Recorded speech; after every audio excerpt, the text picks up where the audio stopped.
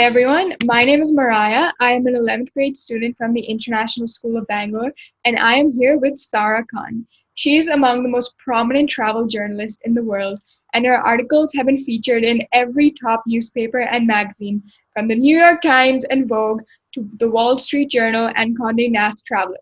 Thank you so much for being here today with us, Sarah. We are really looking forward to hearing about your experience. Thank you for that very warm introduction, too. That was very kind of you, Mariah. My first question for you would be, what is it about writing that caught your attention? Honestly, I don't even remember because I've literally wanted to be a journalist since I was 8 years old. So I feel like as long as I've been able to read and write, at a very rudimentary level, I've always wanted to be a storyteller. So I think it's really just an innate part of who I am and how I like to communicate with people. And so you mentioned you wanted to be a journalist right from when you were a kid, right? So there must have been some difficulties on the way. I mean, I'm sure it wasn't a completely smooth path, right? So do you want to talk about your whole journey toward being in the position you are today? Yeah, definitely. I mean, it's been a pretty long path for sure. And there's just so many different influences and external things that go into it. But I came from a very simple place where my mother was actually a journalist. She'd studied journalism. And when I was growing up, she wasn't working full time, but she was freelancing. So I had this model in my mom where this is something that you can do. It's not just about writing little stories in your notebooks at home. You can actually, do this as your profession. So I'm very fortunate that I always kind of, from a very young age, I saw this as something that was actually viable. And, I was growing up in Saudi Arabia at the time. When we moved to the US, I still, it's funny because I think as you're growing up, you go through all these different ideas of what you want to do for a living. But I've always wanted to do this. My family was always very supportive of this. So I went to college and I studied English and communications. And then I immediately got a master's in journalism, which I don't necessarily recommend to people. I don't know if it's really, this isn't like medicine or law where you need that added education. I think for me, it's just coming from this Indian background. I think I always felt pressure to have an advanced degree, like to have a master's. And I always knew I wanted to be a journalist. So I was like, all right, I guess I'll just get a master's in journalism. But luckily journalism is the kind of field where you can get all your experience and expertise on the job doing it. You don't need to be sitting in a classroom. So, I would normally recommend to other people to just do internships as much as you can and then just go out and try to get your first job. And then after grad school, I actually spent a year working in public relations because I wasn't really finding jobs that I could do at an entry level. And I hated that. I hated every second of that.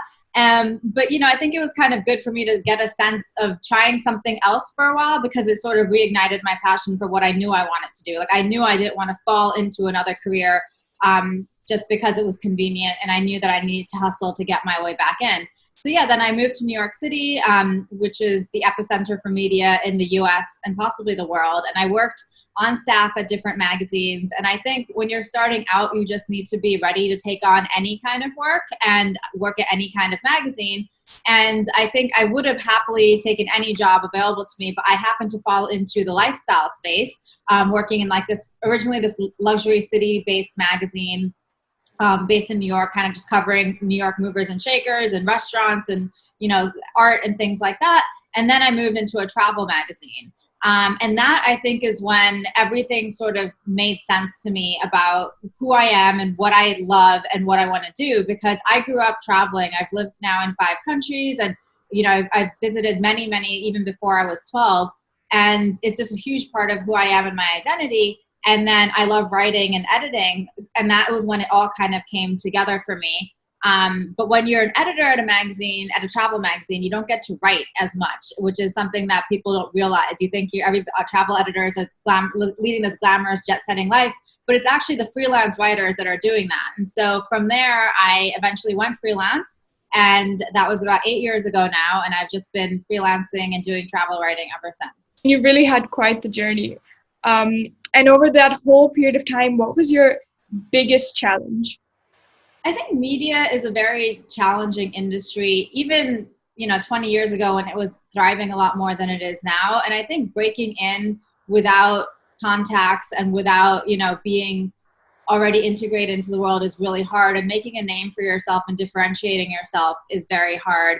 And I think that that's for anyone, but especially, when you're a person of color and you might not necessarily be coming in with a lot of the networks that are already in place there. I think, being an outsider and working your way in is definitely hard. And it's something that even, you gave me a very kind introduction at the beginning, but I still don't feel like I've made it, if you will, I still feel like there's so much more I need to do. And I'm, constantly trying to figure out the best way to navigate that. So I think, even when I was starting out, I've been a journalist now for 15 years, and media has changed dramatically in the intervening 15 years. So to start out then felt like a challenge, but to start out now I think is even more complicated because of just the way the industry has kind of been struggling a bit. Yeah. And for girls in the rural areas, they most probably won't have the contacts, and they would definitely go through that challenge that you just mentioned. So what advice would you give to them if they wanted to be a journalist as well?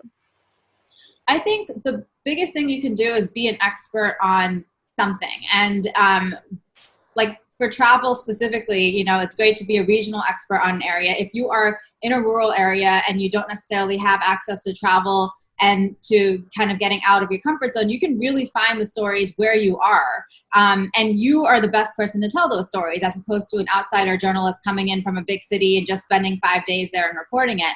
So I think as long as you focus on what is available to you and find the stories there are so many amazing stories to be told.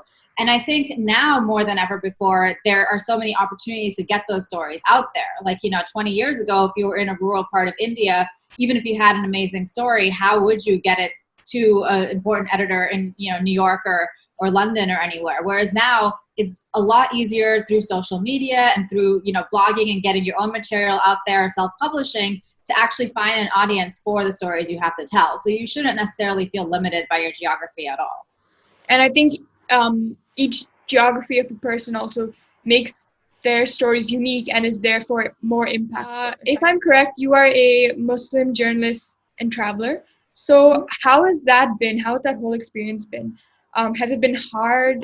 I don't know. I think in a lot of ways I've been very fortunate. I know, not all writers who come from different backgrounds can say this, but I generally tend to have very great experiences when I travel. I haven't faced too much discrimination, other than obviously every person with a Muslim name entering the US, whether you're a citizen or not, is always going to have extra security checks.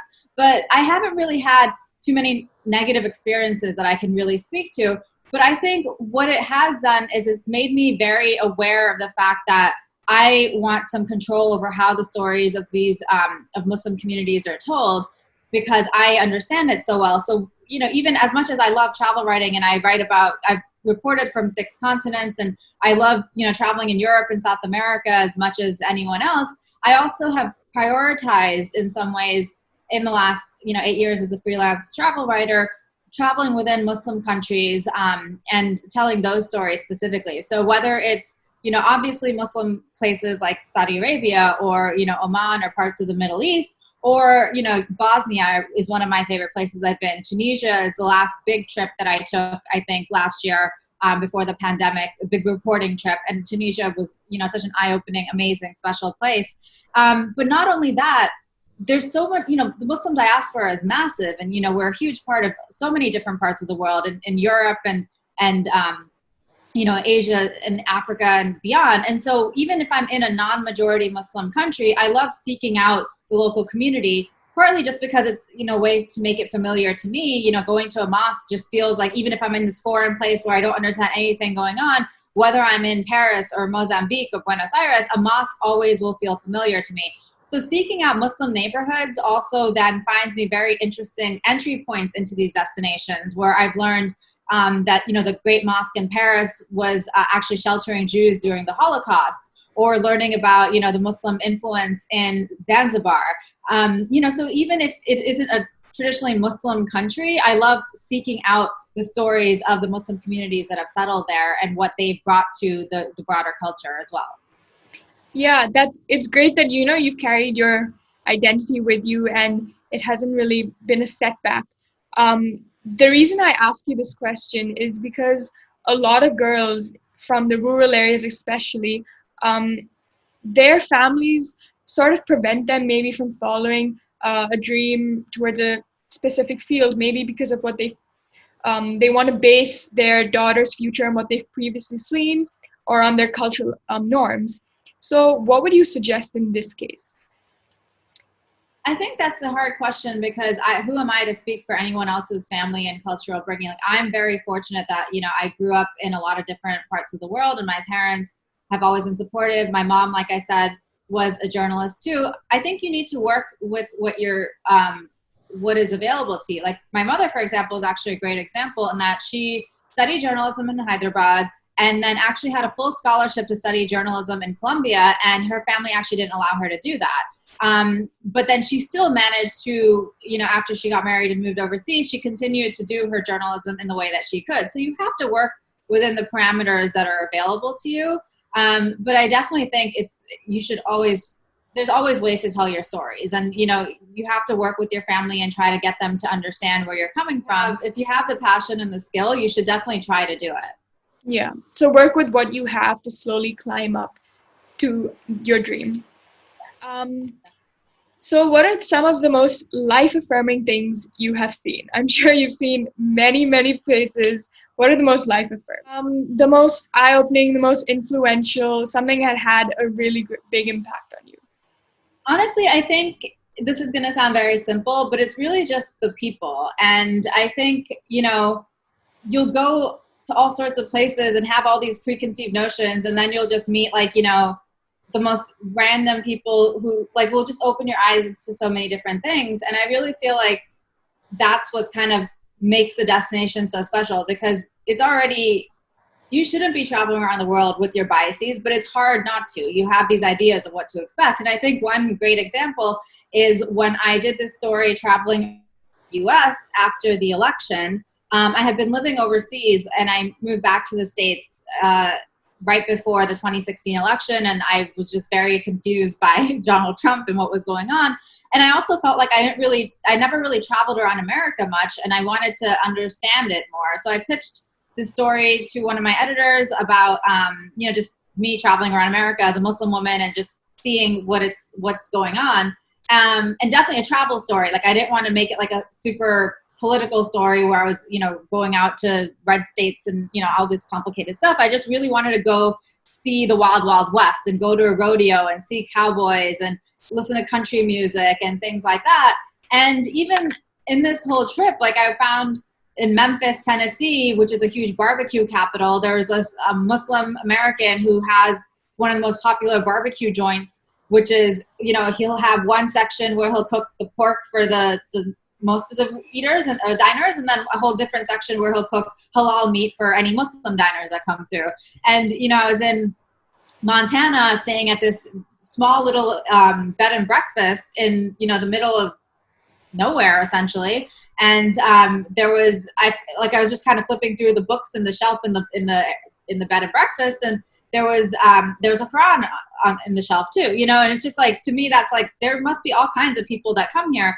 And I think just you see as you connect with these different types of people, you really just see how universal our experiences are, even though I might have almost nothing in common with a coconut seller in the Andaman Islands. But we're talking, as he's walking me through the jungle to go on a hike, he'll be complaining about his issues with his wife and family drama. And I'm like, wow, coconut seller in the Andaman Islands, I can actually give you advice because I also have had a family drama, So I think it's just, as the more you talk to people, the more you realize how small the world really is. I know you mentioned earlier Bosnia was one of the greatest places you've seen. Other than that, what is your favorite place that you've seen in the world?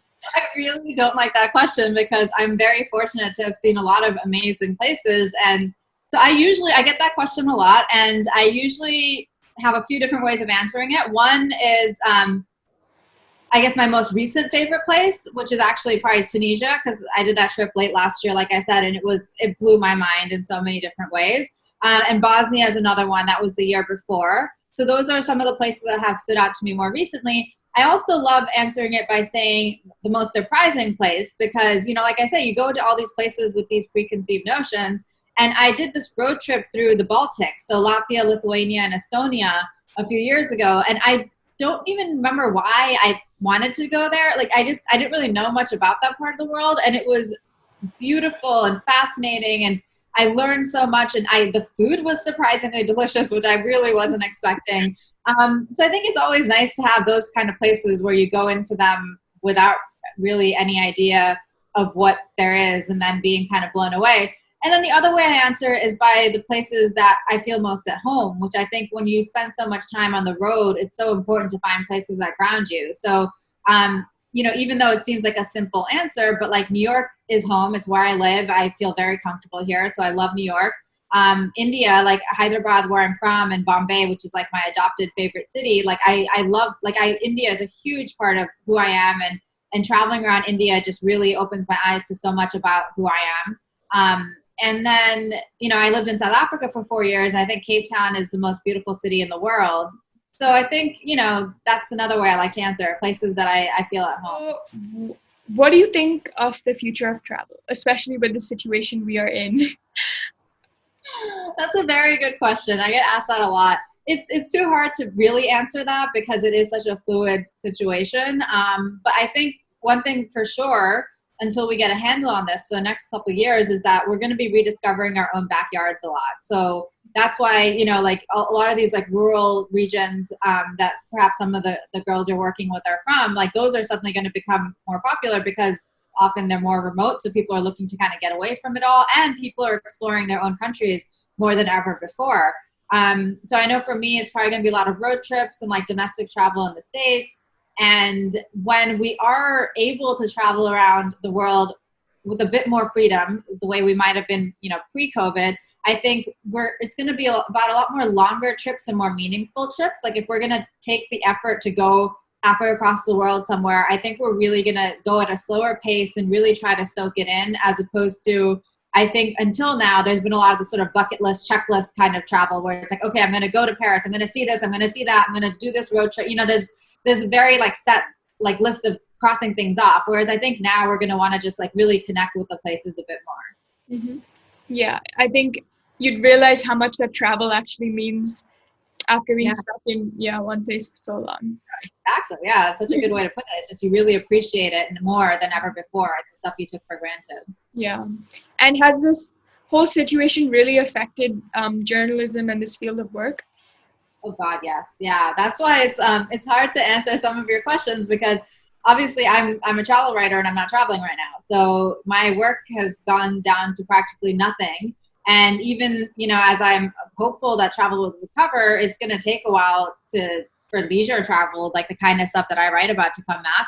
And even, independent of travel, like just media in general, I think has been struggling for a while. And with the economic crisis that has come from this, it's been sad to see a lot of the publications that, that have been beloved and that, I've written for, other people write for, have been really affected by this with layoffs and, possible closure. So it's definitely, it's a tough time, but hopefully things will turn around. Yeah, I'm sure soon enough, like you said, you'll be able to go to see everything again, and this time actually sink it in, take it all in. So it'll all turn out fine. Why does travel mean so much to you? I think you mentioned why journalism means a lot to you, but why does travel in specific mean a lot? I think it, just like journalism, is something that I've wanted to do since I was a child, and it's like kind of this instinctive thing that I've always known. I think travel is actually the same for me. I was born in Canada, but I moved to Saudi Arabia when I was, I think, I was somewhere between 1 and 2, and I grew up in Saudi Arabia, and my dad worked for the airline there, so we grew up traveling all the time, and it's such a huge part of my identity. And that's why the last few months have actually been really tough for me, because it's kind of like, it made me really reflect, like, without travel, what am I, because I've been traveling around the world my whole life. I've lived in 5 countries. I have 2.5 passports, I guess you could say, if you include the Indian OCI card. And it's how I understand the world. It's how I connect with people. It's how I've made my living out of it. It's literally, it's part of everything that I do. And I think, whenever I'm like struggling with something, like I feel like a trip is such a good way for me to just recalibrate and realign and get to know, and not only have amazing experiences, but kind of it broadens your perspective of what is out there in the world. And it makes you kind of realize what's important and what isn't about your own life. So you would really recommend um, this job to anyone? It's hard it's hard, like practically speaking, it's hard to recommend right now in this current climate with COVID and with the way media is struggling. Like, it's probably not the most financially viable thing for me to recommend, but if you are able to make it work, if you are able to do it, yeah, I think it's a very fulfilling, and I'm very grateful for the opportunities that I have right now with my work. Yeah. And do you plan on doing this in the future for many years to come, or what are your future goals?